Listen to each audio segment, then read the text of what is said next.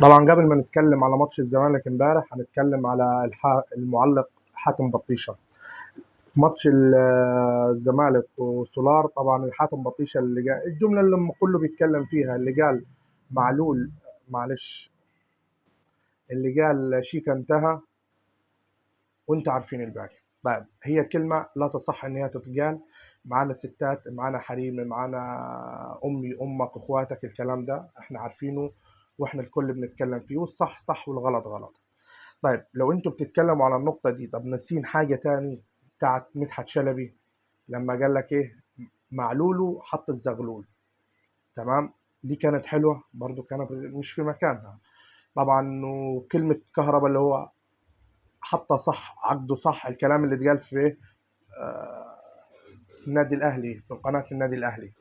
تمام، برضو لو انت هتعمل يعني الكيل بمكيالين مش حلوة، يعني يبقى الصح صح والغلط غلط. خلينا دلوقتي في ماتش الزمالك بتاع امبارح. طبعا عواد لا يصح ان هو يطرد. عواد كانت الظلم فيها الطرد ده، وكان مأثر على الزمالك خالص. يعني من ضمن السبب الطرد الهدف اللي جه برضه، طرد الزمالك، طرد العواد من الزمالك، وفجأة كده الهدف جه. طبعا كانت يعني كانتش موفقة، بس الحمد لله زيزو جاب التعادل، والحمد لله شيكا برضه جاب الفوز. طبعا هنتكلم على اول حاجة صبحي. صبحي حارس متواضع من وجهة نظري. صبحي واخد حجم أكبر من حجمه. صبحي لا يصح إن هو يلبس تيشيرت نادي الزمالك. تيشيرت الزمالك كبير عليه، الهدف اللي دخل فيه يدلك إن مش هدف، يعني مش هدف، مش عارف أقول لكم إيه، حرام والله. طبعا فيه كم حاجة حصلت في في ماتش الزمالك امبارح ما كانتش حلوة.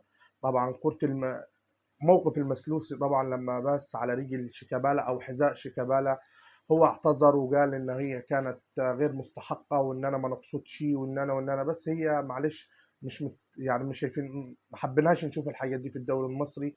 هو لو كان قدر شيكابالا وبتاع، بس مش بالطريقه دي، يقدر شيكابالا حبا لشيكابالا بطريقه غير دي. تمام، بس هو زي ما بتقول ايه، معلش الراجل غلط وعرف غلطه، خلصت. مش هينفع ان احنا ايه، الكلام اللي بنسمعوه طبعا على السوشيال ميديا من إضاءة من الكلام اللي بنسمعوه على السوشيال ميديا طبعا من الصفحات بتاعت النادي الاهلي. الحاجات دي ما بتشوفهاش في الاهلي. الحاجات دي مش عارف ايه، ما اذا كان جاب هدف 3 نقط، ما احنا نعمل ايه في في قفشه اللي جاب بطوله؟ يا باشا دي شيء تاني احنا بنتكلم فيه. احنا بالنسبه لنا شيكابالا اسطوره، تمام، واحنا مقدرين شيكابالا، والصح صح والغلط غلط غلط. الحركه دي ما كانتش في محلها من المسلوسي، والراجل اعتذر عليها خلاص. طيب خلصت، خلصت على كده. طبعا الحمد لله فوز مستحق لنادي الزمالك. وفي نقطه تاني معلش عاوز اتكلم فيها، في طرد للبنك الاهلي. انا مش عارف اللاعب عمل ايه صراحه.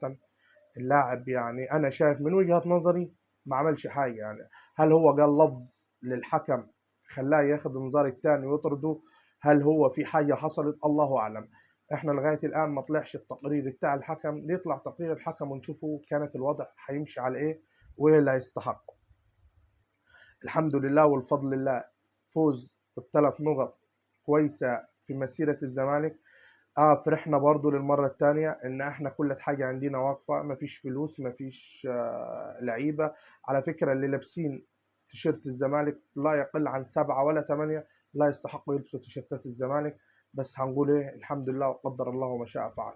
السلام عليكم ورحمة الله وبركاته.